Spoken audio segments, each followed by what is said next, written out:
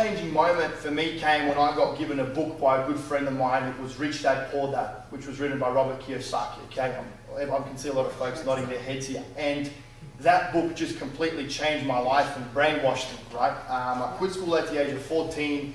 I played soccer when I was 18, and then unfortunately things did not work out with my soccer career, and I moved back to Australia from Hong Kong, and I had to find a job. And the only job that I could find was labouring. So I worked as a labourer in dirty construction sites. I was getting abused and all of that jazz from folks, especially after I read that book, because as I mentioned, that book brainwashed me, and it got me thinking about shares. It got me thinking about real estate. And it just, I just started immersing myself with everything and anything business and finance related. And a lot of these folks in construction sites, unfortunately, they're uneducated guys, right? And then they see this young kid, you know, having a big dream and you know, talking about shares and property, and unfortunately, you know, they were very harsh to me and whatnot. And yeah, eventually I managed to get a job as a real estate apprentice, okay? And right now, the gentleman that I worked under, he's one of the most successful property investors in Australia. It's Nathan Birch. He's got a company called Be Invested. If you have a pen, jot it down. I mean, his company's worth over $100 million right now in Australia. So he kind of taught me everything about the basics of real estate, you know, negotiating deals, you know, finding deals, working with buyers, working with realtors and whatnot. Now, please understand that the market in Australia is a completely different world to the market here in the US. The terminology is different. You know, the way you calculate your cap rate is also different, because there the rents are paid weekly, here the rents are paid monthly. So it's just a different world. And initially, I had a mindset, unfortunately, I was young and dumb, right? And I was buying properties to impress the girls.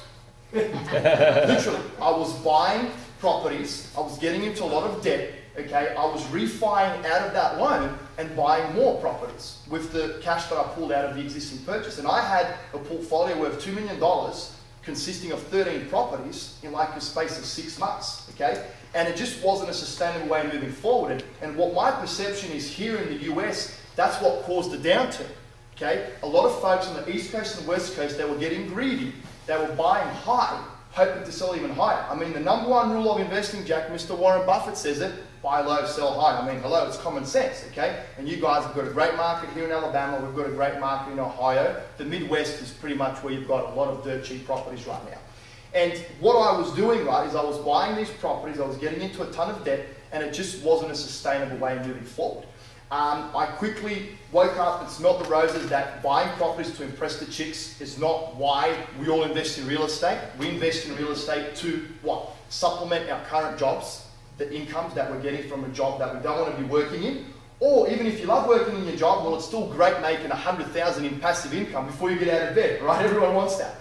So that kind of led me down the path of exploring what options I had in Australia that were cash flow positive, that were properties that are just going to spit cash flow into my pocket every single month. And I couldn't find it in Australia. Okay? Right now, as of today, the average median house price in Sydney is $750,000. Oh, I mean, it's just absolutely stupid. And I've got a lot of colleagues there that are buying these houses. They're getting into $650,000 debts with the hope that the property is going to go up in value more than what they're losing on their mortgage repayments. It's called negative gearing back home. I mean, it's a bloody joke.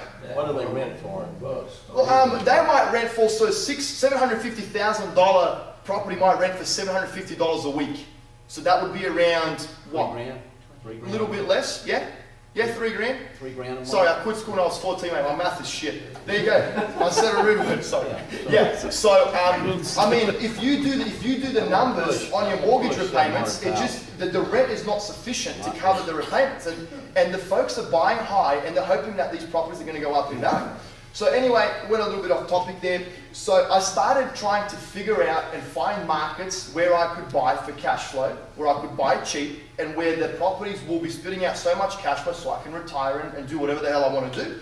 And you know, one thing led to another, and that kind of led me to US Property. I networked with a few individuals, one gentleman in particular that also mentored me and, you know, got me to where I am today. And I just started immersing myself in everything and anything US real estate. And at the time, I pretty much, you know, decided that I had to move to the US because I just did not see it a feasible option of investing from so far away, and I wanted to be a part of it. I wanted to be here, I wanted to be live, I wanted to be on the ground, and I just decided to bite the bullet. I mean, I had a great job there at the time. I just got a raise. I mean, the real estate agent that I was working for, he gave me like an $80,000 salary, company car, my own personal assistant. I mean, this guy loved me, right? And I just, I decided to let all of that go, left my family and friends behind, everything that I've ever known, and just ventured into the unknown, which is here in the US, and here we are today.